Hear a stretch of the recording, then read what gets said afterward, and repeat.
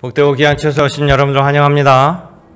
특별히 한가위 감사 주일로 자녀들이 함께하는 모습을 보니까 오랜만에 본 얼굴들이 너무나 반갑습니다. 하나님이 여러분을 사랑하십니다. 하나님은 오늘도 여러분을 부르셔서 은혜와 사랑과 또 여러분이 살아갈 수 있는 힘을 공급해 주십니다.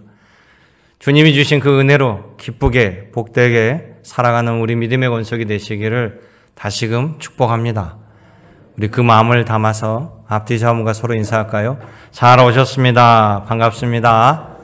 또 말씀의 은혜 받기를 원합니다. 오늘은 교단이 지정한 남신도 주일로 이렇게 지킵니다. 그래서 우리 남신도 회원들이 인도하고 또 기도하고 또 섬기고 있습니다. 우리 모두 다 하나님께 부름을 받아서 목사로 또 장로로 권사로 집사로 성도로 살아갑니다. 하나님 앞에 모두가 다 부름받은 성도이나 하나님께서는 각자에게 역할을 주셨습니다. 목회자로 세워서 말씀을 증거하게 하고 또 목회자의 그 모든 일들을 분담할 수 있도록 장로를 세워서 함께 당회로 계획을 수립하고 또 권사와 집사를 세워서 그 일을 실천하고 수행하게 해서 모두가 한 마음으로 협력해서 하나님의 일을 이루라고 했습니다. 그래서 저와 여러분들 모두가 우리 주님과 연결되고 있는 것은 믿음이에요. 믿음. 여러분 모두가 하나님을 믿는 믿음으로 함께 목사와 장로와 권사와 또 집사로서 하나님 말씀을 듣고 섬깁니다. 그래서 우리의 기본이 되는 가장 핵심이 되는 그 믿음에 대해서 온전히 세우고 또 주님이 말씀하신 그 믿음의 단계까지 우리 모두가 이루어야 될 줄로 믿습니다. 백문이 불여일견이란 말이 있습니다. 100번 듣는 것보다 한 번 보는 것이 확실하죠. 사람들은 한 다리 건너 들은 이야기를 별로 신뢰하지 않습니다. 제일 확실한 것은 내 눈으로 보고 내 눈으로 들은 것이 가장 확실하죠. 우리들의 신앙생활도 마찬가지예요. 우리 모두가 하나님 보기를 원합니다. 하나님 말씀을 직접 듣기를 원합니다. 그러나 우리 하나님은 영이시기에 우리는 직접 하나님을 볼 수도 하나님의 음성을 직접 들을 수도 없습니다. 그래서 하나님은 하나님의 사자를 보내서 듣게 하시거나 하나님의 선지자 같은 종을 세워서 말씀하십니다. 하나님의 아들 오신 예수님 역시 우리들과 소통하시기 위해서 육신의 몸을 입고 오셨습니다. 예수님 당시의 사람들은요, 예수님을 직접 만날 수 있고 예수님의 가르침을 들을 수 있습니다. 그래서 예수님께서 말씀하시죠. 나를 본 자는 아버지 하나님을 본 자니라. 아멘. 예수님의 그 놀라운 말씀, 주님의 말씀을 통해서 하나님을 만날 수 있다는 것. 또 하나님이 하신 모든 일들은 우리들에게는 기적이에요. 눈으로 보게 되는 표적의 사건들입니다. 우리는 이 표적을 보면서 다시금 하나님의 하신 일들임을 믿게 되고 믿음을 갖게 되고 또 하나님께 영광을 돌립니다. 예수님의 이 땅에 오셔서 하신 일들도 표적으로 나타납니다. 그것을 본 사람들은 놀라운 하나님의 능력을 보게 되고 예수님은 하나님의 아들이십니다 라는 믿음의 고백에 이르게 되는 것이죠. 주님의 가르침은 현재만 있는 것이 아니라 미래도 같이 있습니다. 그렇기 때문에 즉시 해야 되는 일, 회개하는 일, 회개하라 천국에 가까이 왔느니라. 회개는 즉시 해야 될 현재적 일들이고 다가올 천국을 바라보고 그 믿음 가운데 살아가는 것은 미래적 약속입니다. 만약에 미래의 약속을 그때 가서 내가 보고 믿겠습니다 하면 늦습니다. 지금 믿어야만 그 미래의 약속이 나와 상관 있는 약속이 되는 것이기 때문에 그 미래적 약속이 나에게 효력이 발생하고 내가 그 결과를 누리는 것이에요. 그런데 지금 믿지 아니하고 그때 되면 보고 믿겠습니다라면 그때까지는 나는 믿음과 약속과 아무런 관련이 없습니다. 그래서 그 은혜가 나에게 역사하지 못하죠.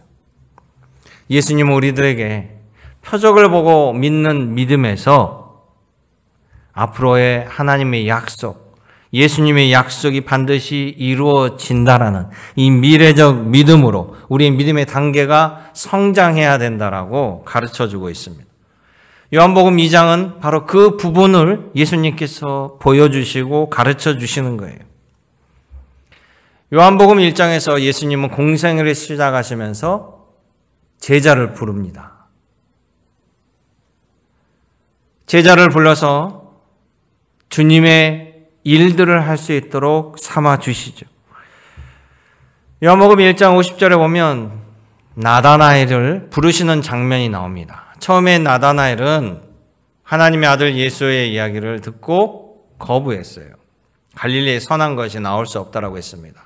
빌립의 전도를 통해서 예수님을 만났을 때 예수님이 그에게 놀라운 말씀합니다. 너는 나를 알지 못하지만 나는 너를 아느니라.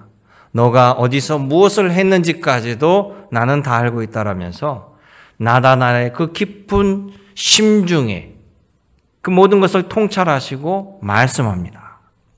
나다나엘은 전율을 느낍니다. 예수님을 통해서 하나님의 전지전능하신 능력을 본 게. 여러분, 우리는 하나님을 전지전능하신 하나님이라고 그러잖아요. 전지는 뭡니까? 모든 것을 다 아신다라는 거예요. 전능은 모든 것을 하실 수 있다는 것이죠. 우리의 심령을 깨뜨는 것은 하나님의 전지적인 능력이고요. 하나님이 베푸신 기적은 하나님의 능력입니다. 그래서 나다나엘은 예수님을 향하여 당신은 하나님의 아들이십니다 라고 고백하고 있습니다. 그러자 예수께서 나다나엘에게 이렇게 말씀합니다. 너가 내 말을 믿느냐? 그렇다면 이제부터는 너는 더 큰 일을 보게 되리라. 이렇게 말씀해 주셔요. 그리고 요한복음 2장으로 들어갑니다. 이제 이 요한복음 2장은요. 예수님의 제자로 부름받은 그 제자들이 예수님의 제자로 산다는 것은 어떠한 일인가? 어떤 것인가? 또 예수님께서는 제자들에게 어떠한 믿음을 요구하고 계시는가? 이것을 보여준다는 것입니다. 우리 주님께서 하신 말씀, 믿는 자에게는 능치 못할 일이 없다. 이런 말씀하셨습니다. 과연 능치 못할 수 없는 이 믿음, 그 믿음은 어떤 믿음일까요? 이 시간 예수 그리스도께서 가르쳐 주신 그 믿음이 바로 여러분의 믿음이 되길 원합니다.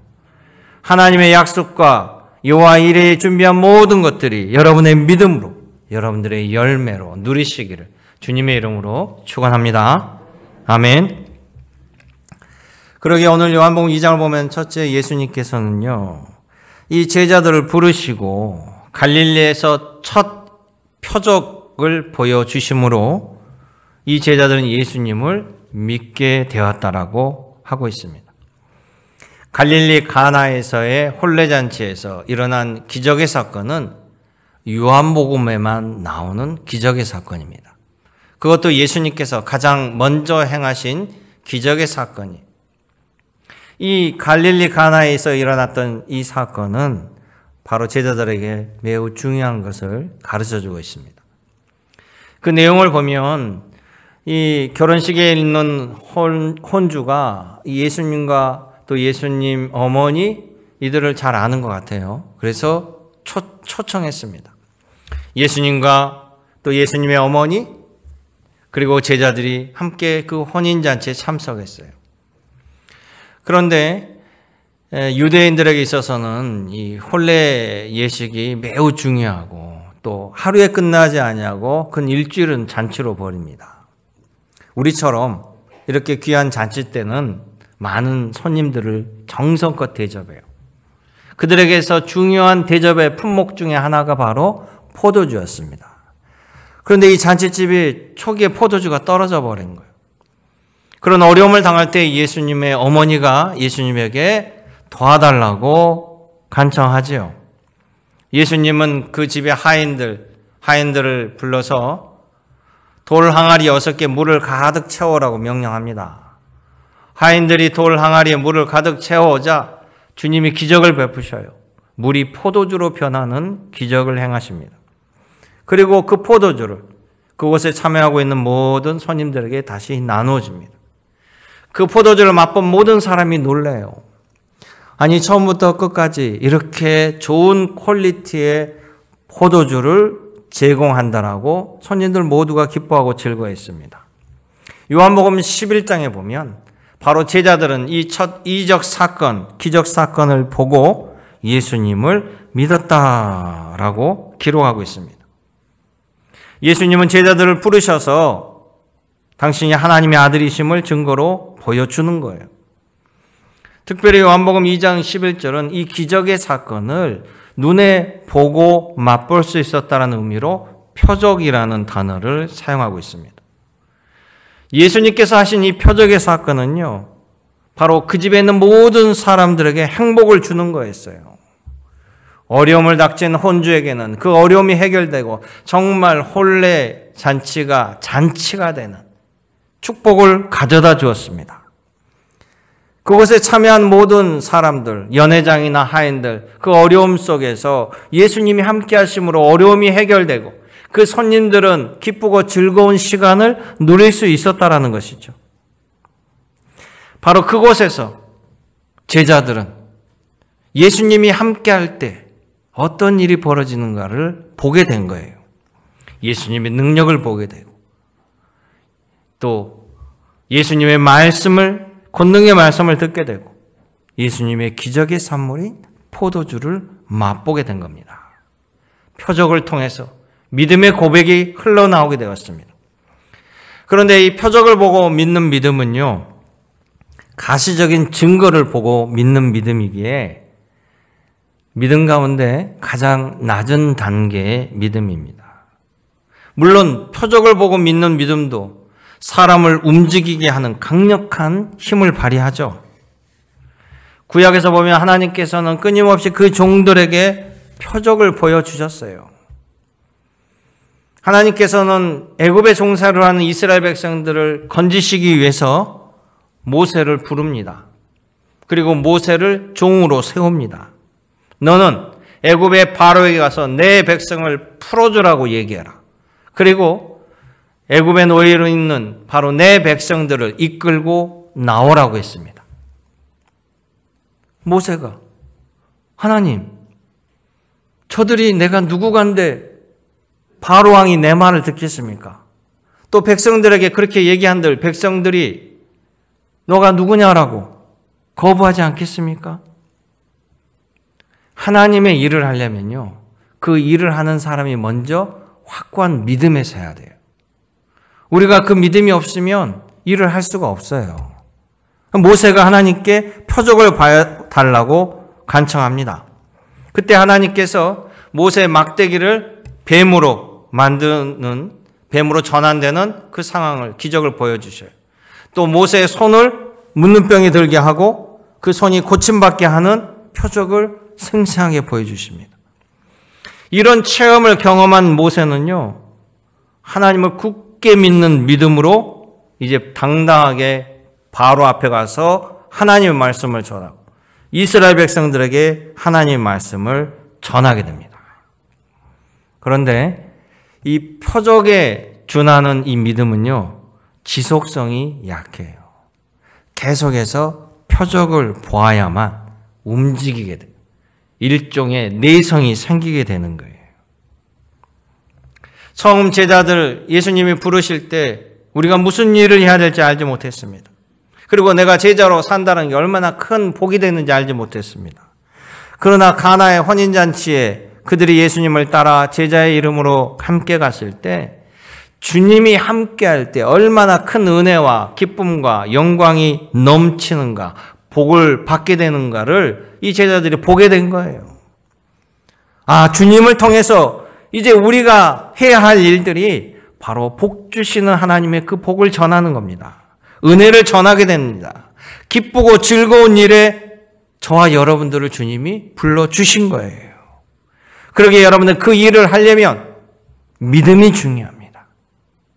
주님에 대한 확고한 믿음이 있어야만 이 주님의 일을 행할 수 있다는 것이, 믿음만이 능력이라는 이 말씀을 분명히 새기고 예수 그리스도의 제자로 그 은혜를 누리며 살아가기를 주님의 이름으로 당부드립니다.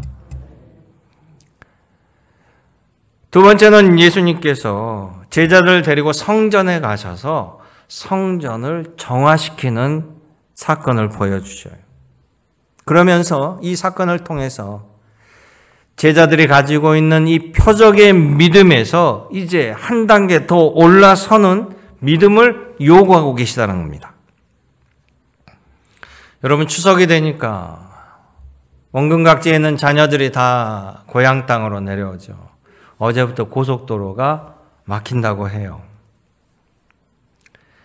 우리만 추석이 있는 것이 아니라 중국도 추석을 지킵니다. 중국의 이동은 더 어마어마해요. 다 고향으로 돌아가요.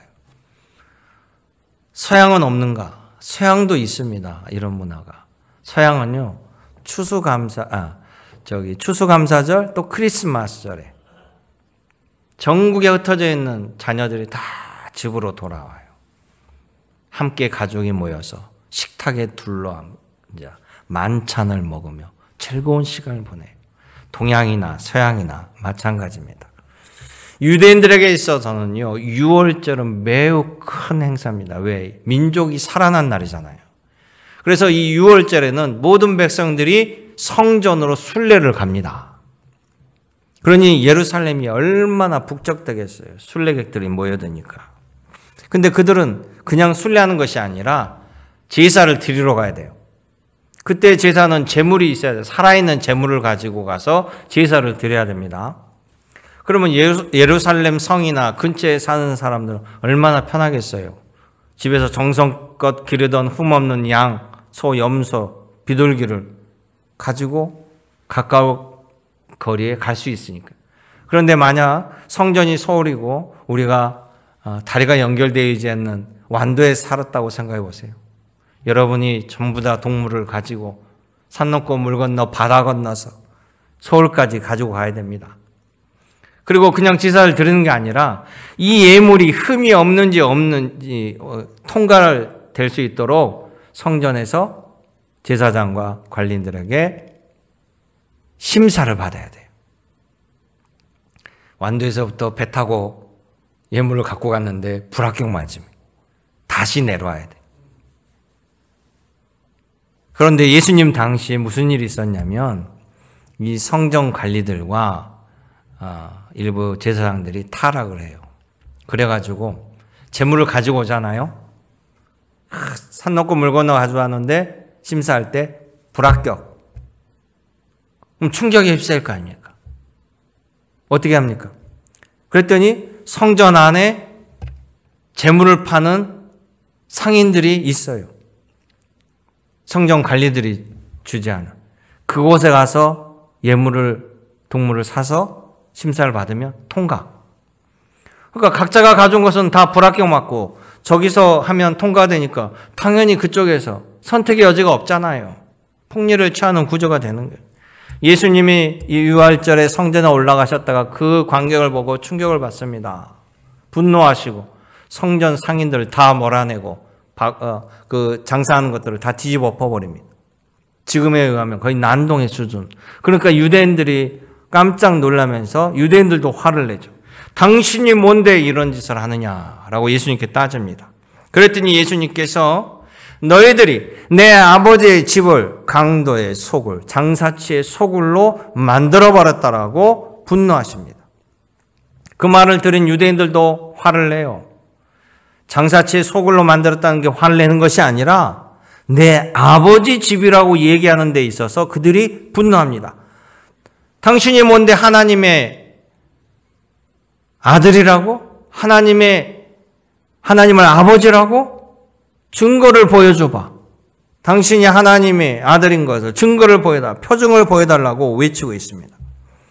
그런데 복음서를 보면 예수님께서는요, 정말 갈급하고 긍휼과 자비와 사랑의 마음으로 고침받기를 원하고 눈물로 부르짖는 자에게 아낌없이 기적과 이적, 놀라운 일들을 행하셨지만 믿지 아니하고 의심을 가지고 증거를 보여달라고 하는 사람들에게 단 한 번도 기적을 보여준 적이 없어요. 예수님은 그 자리에서 미래적 표적, 미래적 약속을 말씀합니다. 이것은 오직 믿음이 있는 자만이 들을 수 있는 말이에요. 표적을 보여달라니까 너희가 이 성전을 헐라. 내가 3일 만에 다시 세우리라. 그랬더니 그 말을 들은 바리새인들이 아니 46년 동안 세운 성전을 3일 만에 세우겠다고? 이 성전은요 60년 넘게 지어졌어요. 그 성전이 완성되고 한 6년 뒤에 로마의 장군에 의해서 무너져요. 그러니까 예수님 당시에도 성전이 계속 건설이 진행 중이었어요. 근데 이 말은 그들이 무슨 말인지 몰랐습니다. 허언인 줄 알았죠. 예수님 제자들 자체도 이 말씀이 처음에는 무슨 뜻인지 몰랐어요. 우리 함께 읽어볼까요? 21절과 22절 말씀입니다. 요한복음 2장 21절 22절. 그러나 예수는 성전된 자기 육체를 가리켜 말씀하신 것이라. 죽은 자 가운데서 살아나신 후에야 제자들이 이 말씀하신 것을 기억하고 성경과 예수께서 하신 말씀을 믿었더라. 아멘. 예수님의 제자들이 예수님이 부활하신 이후에 3일 만에 부활하신 이후에 이 일들이 바로 무엇을 뜻하는지 그제서야 깨닫고 예수님을 더욱 믿게 되었다고 해요. 예수님의 이 말씀은 미래적 약속에 관한 말씀이에요. 3일 만에 성전을 세우겠다는 말씀은 지금 당장 일어난 일이 아니고 앞으로 이렇게 되리라 하는 주님의 말씀입니다. 그 일을 믿으라는 거예요. 약속을 믿으라는 겁니다. 여러분, 하나님의 일을 하는 사람들의 믿음이 바로 이런 믿음을 요하고 있습니다. 모세를 부르실 때 모세가 지팡이를 던져서 눈앞에서 뱀이 되는 것을 보았습니다. 표적을 본 거죠. 증거를 본 거예요. 눈앞에서 독사가 활개치는 것을 똑똑하게 봤습니다. 그 다음에 하나님께서 더 놀라운 명령을 하는 거예요. 지금 살아 움직이고 있는 이 독이 든 뱀의 꼬리를 잡으라고 합니다. 독이 든 뱀의 꼬리를 잡으라뇨. 이건 자살행위잖아요. 그런데 모세는 이제 하나님께서 나를 죽이려고 하시는 것이 아닌 이미 신뢰가 생겼어요. 지팡이가 뱀이 되는 이 표적을 보고요. 그래서 모세의 이성으로는 말이 안 되지만 말씀대로 순종하며 이 뱀 꼬리를 잡습니다. 그랬더니 잡는 그 순간 뱀의 꼬리부터 지팡이로 변하게 되는 거예요. 모세는 표적의 믿음에서 하나님 약속대로 된다라는 그 약속을 믿는 믿음으로 나아갔더니 그 결과를 맛보게 된 거예요. 뱀꼬리를 주저없이 잡을 수 있는 이유가 되는 것입니다. 하나님의 일을 하는 우리들의 신앙도 마찬가지예요. 여러분, 표적의 믿음에만 머물러 있으면요, 한 발짝도 주님 말씀대로 나아갈 수 없습니다. 표적을 구하는 신앙은 늘 보이는 것이 없으면, 표적이 없으면 제자리 걸음이에요. 2주 전 수요일에 저희 교회에 우리가 선교하고 있던 교회 김정중 목사님이 오셔서 그 교회의 상황 또 간증 설교의 말씀을 주셨습니다. 시골 농촌 작은 교회입니다.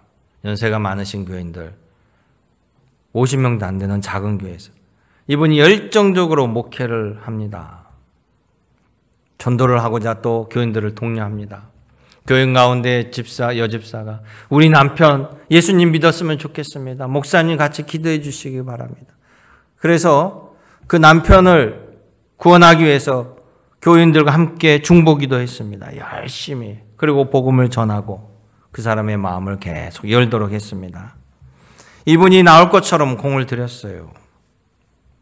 그런데 어느 날 이분이 일하다가 추락한 겁니다. 수요일 날 예배에 참석하신 분 다 들은 얘기예요. 제가 전해드린 건 그 뒷얘기를 해드리는 거예요. 이 양반이 나무에서 일하다 추락에 떨어졌는데 목에 척추를 다쳐버린 겁니다. 병원으로 실려갔는데 수술하는 의사는 수술이 잘해도 이제는 걷지 못합니다. 반신불수로 살아야 됩니다. 충격적인 이야기를 했습니다. 그래도 교인들은 희망을 잃지 않고 목사님과 함께 하나님만이 생사화복의 중환자요 우리의 치유자 되시게 하나님께 간절히 기도했습니다. 하나님 고쳐달라고, 하나님 이 사람이 치유됨으로 말미암아 예수님 믿게 해달라고 함께 기도했는데 놀라운 기적이 일어난 거예요. 이 사람이 수술 후에 두 다리로 걷게 된 겁니다. 할렐루야. 자기 두 다리가 걷게 된 것을 보고 이 사람은 결국 교회를 나오게 된 거예요. 함께 신앙생활을 했습니다. 그런데 그분이 코로나 터지고 얼마 있다가 교회를 안 나온대요. 그래서 제가 물어봤어요. 코로나 때문에 안 나오냐? 그게 아니래요. 그 이유가 두 다리로 걷게 된 건 감사한데 아직도 온몸이 찌뿌둥하고 여러 군데가 아파서 다 낫지 않았다라는 거예요. 완벽하게 고침받지 않았다라는 거예요. 아니 고쳐주려면 다 고쳐주지. 이팔 청춘의 몸으로 만들어주지. 왜 아직도 여러 군데가 쑤시고 아프다. 아니 걷게 된 그 놀라운 기적을 체험하고 감사해서 교회에 나왔던 사람이 그렇게 얘기하는 거예요. 좀 더 많은 기적을 보기를 원합니다. 혹시 여러분 그러지도 않으세요? 여러분들은 아니십니까? 표적에 의한 믿음의 한계예요. 예수님은요, 우리가 표적에 있는 믿음에 머물러 있기를 원하지 않습니다. 예수님은 믿음의 성장을 더 큰 믿음으로 나아서기를 원합니다. 여러분들 그런 성장된 믿음으로 주님께 영광 돌리시기를, 주님 앞에 굳건히 서 있는 믿음의 자녀가 되시기를 주님의 이름으로 당부드립니다. 그러기에 마지막 세 번째, 예수님께서 궁극적으로 우리에게 원하시는 믿음은요, 보지 않고도 미래에 주신 말씀들을 확신하며 살아가는 믿음이라는 거예요. 6월절에 예수님은 올라가셔서 수많은 순례자들을 만납니다. 그들에게 천국 복음을 가르치셔요. 그리고 그들 가운데 질병 있는 사람들 고쳐주시고 치유해 주시고 많은 기적을 베풉니다. 2장 23절에 기록되어 있어요. 사람들은 이 놀라운 표적을 보고 예수님을 믿게 되었다고 기록하고 있습니다. 그런데 그 열광하는 예수님에게 열광하는 사람들을 보고 예수님은 오히려 거리를 두셔요. 그들의 믿음을 별로 신뢰하지 않습니다. 말씀을 보면요, 23절에 6월절에 예수께서 예루살렘에 계시니 많은 사람들이 그의 행하시는 표적을 보고 그의 이름을 믿었으나 예수는 그의 몸을 그들에게 의탁하지 아니하셨으니 이는 친히 모든 사람을 아심이라. 아멘. 이들이 지금 예수님께 열광하고 예수님을 믿은 것은 그들이 눈으로 표적을 본 까닭이었어요. 예수님이 기적을 베풀 때 수많은 사람들이 함께 보고 들었습니다. 눈으로 보았어요. 그 가운데는 유대인들도 있었고 서기관들도 있었고 바리새인들도 있었습니다. 그런데 그들은 끊임없이 예수님에 가서 기적을 보여달라, 이적을 보여달라, 더 큰 표적을 보여달라라고 요구했습니다. 그러니까 예수님께서 그들에게 뭐라고 얘기합니까? 너희는 도대체 표적과 기적을 보지 못하면 도무지 믿지 않는구나라고 탄식하셨다는 거예요. 24절에 나타난 이들의 믿음은요, 예수님이 하나님의 아들이심을 진심으로 믿는 것도 아니고 참된 회개나 중생을 체험한 것도 아니에요. 그저 표적을 눈으로 보고 놀랐고 그런 모습에서 예수님을 믿고 따른 겁니다.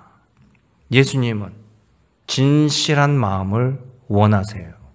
진정으로 주님만을 믿고 받아들이고 따르는 자들의 그 마음을 원하시는 겁니다.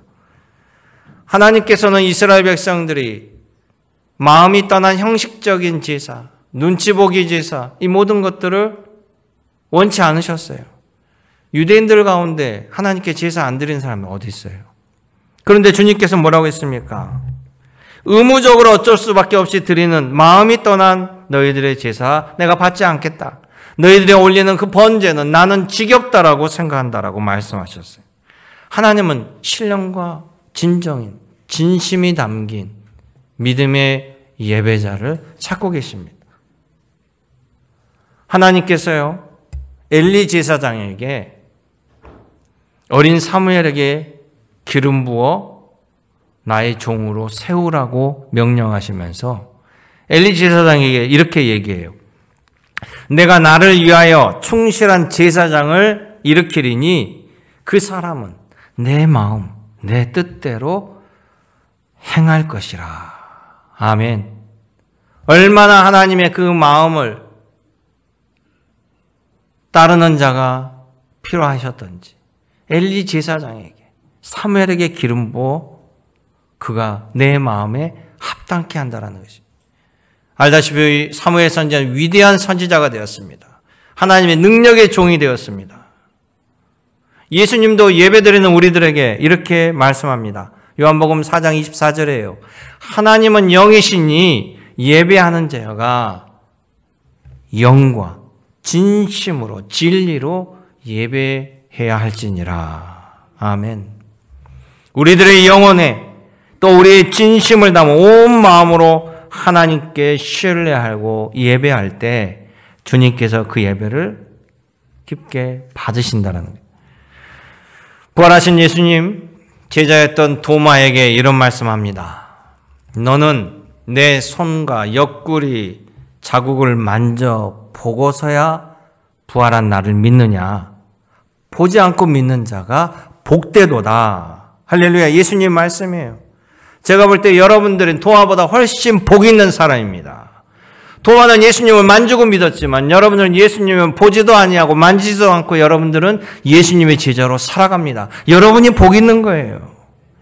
하나님의 일은요, 앞으로 나타날 약속들을 지금 보지 않고도 믿는 그 믿음을 가진 자가 결국 그 약속의 결과를 얻게 된다는 거예요. 여러분 믿으시기 바랍니다. 구약에 보면 사사 가운데 기드온이라는 청년 사사가 있었어요. 이 기드온은 뭐 특별한 사람이 아니고 산에서 그냥 벌목이다 하던 청년이에요. 또 대범하지도 않고 되게 소심해요. 그런데 이 사람을 하나님께서 사사로 부릅니다. 그래가지고 그를 사사로 부른 임무가 있어요. 임무가. 그 임무의 내용이 이스라엘을 끊임없이 괴롭히던 당시에 미디안 족속이 있었어요. 이 미디안 족속이 이스라엘 백성들이 좀 먹고 살만하고 농사도 지면 쳐들어와가지고 다 약탈해가고 사람들을 노예로 잡아가고 살 수가 없는 거예요. 백성들이 하나님께 호소합니다. 눈물로 간청합니다. 그래서 하나님께서 사사를 세우는데 그 사람이 기드온을 세워서 너가 사사가 되어서 이스라엘 백성들의 군대를 소집해서 이스라엘 군대를 데리고 나아가서 미디안과 싸워서 승리를 쟁취하라. 너가 나가면 승리하게 이스라엘 지킬 수 있게 구원받게 해주겠다라고 이야기했습니다. 기드온이 처음에는 왜 저예요? 제가 무슨 특수훈련을 받은 것도 아니고 군대 장군도 아닌데 그냥 벌목이나 하던 그것도 소심한 자기를 불러 사려는 거예요. 전쟁에 나가면 승리한대요. 그러니까 기드온이 그렇게 나가려면 확신이 있어야 될 거 아닙니까? 그런 믿음이. 그래서 하나님께 하나님 저에게 제가 나가면 승리한다라는 표적을 보여주십시오. 그래서 마당에다가 양털을 깔아놓고 하나님께서 이 양털에만 이슬이 안 내리고 땅에 이슬을 내려주시면 믿겠습니다. 하나님 그렇게 해주셔요. 이슬이 내렸는데 땅은 멀쩡하게 말랐는데 양털만 이슬이 있어요. 반대로 또 하나님께서 땅은 촉촉해졌게 이슬을 주는데 마당에 있는 양털은 뽀송뽀송하게. 이 표적을 보게 됩니다. 이에 힘을 얻고 기드온은요 군대를 소집해요. 이스라엘 군대를 소집했더니 세어보니까 32,000명이에요. 근데 그가 상대해야 할 미디안 군대는 13만 5천 명입니다. 13만 5천 명과 3만 20천 명이 싸우면 누가 이기겠습니까? 옛날 전쟁은 머릿수예요, 머릿수. 100% 이스라엘이 지죠. 근데 하나님께서 기드온에게 3만 2천 명이 너무 많다는 거야. 숫자를 줄이라는 거야. 기드온이 줄였더니 나중에 남는 숫자가 300명만 남아요. 이 300명하고 13만 5천 명하고 싸워야 돼요. 그런데 어떻게 기드온은 300명까지 줄일 수 있었습니까? 처음 표적을 보고 믿었던 그 믿음에서 이 기드온은요, 보지 않고도 미래의 약속대로 이루어진다는 믿음의 사람으로 성장했기 때문에 그렇게 할 수 있었던 거예요. 그래서 기드온은 전쟁의 방식도 자신의 생각이 아닙니다. 하나님이 가르쳐 주신 대로 이 13만 5천 명의 미디안 대군과 함께 싸울 때 횃불과 나팔과 항아리를 들고 나가서 싸우는 거예요. 그 결과는 이스라엘의 대승이었습니다. 미디안 대군의 두 왕을 생포하게 되고 13만 5천 명의 미디안 군대를 괴멸시켜버려요. 하나님의 말씀, 그 믿음대로 믿고 순종하고 따랐더니 하나님의 약속 승리라는 것을 체험하게 되고 누리게 되었다는 것입니다. 여러분 믿으시기 바랍니다. 그러게 사는 성도 여러분, 우리에게는 전지전능하신 하나님의 약속이 있습니다. 예수님께서 이 일을 이루시겠다라고 우리에게 약속해 주셨습니다. 그 일을 이루기 위해서 여러분들 부르신 거예요. 여러분의 그 복된 일에 놀라운 기적의 사건에 함께 동참할 수 있도록 여러분 제자로 부르셨습니다. 하나님의 일은 이제 내 일이 됩니다. 하나님의 약속은 곧 나에게 응답으로 이루어질 줄로 믿습니다. 여러분 그 믿음대로 살아가는 우리 직분자들, 특별히 우리 남신도 회원들, 우리 권사님들, 장로님들 되시기를, 그리고 그 은혜를 누리시기를 주님의 이름으로 축원합니다. 아멘. 기도하겠습니다. 은혜롭고 참 좋으신 아버지 하나님, 오늘도 저희들을 부르셔서 생사화복의 주관자 되신 아버지 하나님을 분명히 고백하게 하심을 감사드립니다. 우리의 지난 삶도 주님이 함께 하셨고 오늘 이 시간도 주님 앞에 저희들이 서 있습니다. 앞으로의 삶도 주님이 주관하여 주실 줄로 믿습니다. 그 믿음으로 흔들리지 않게 나아갈 수 있도록 붙잡아 주셔서 주님이 예비하신 놀라운 은혜의 열매들을 누릴 수 있도록 아버지 하나님 역사하여 주시옵소서. 우리 구주 예수님의 이름으로 감사하며 기도 올려옵나이다. 아멘.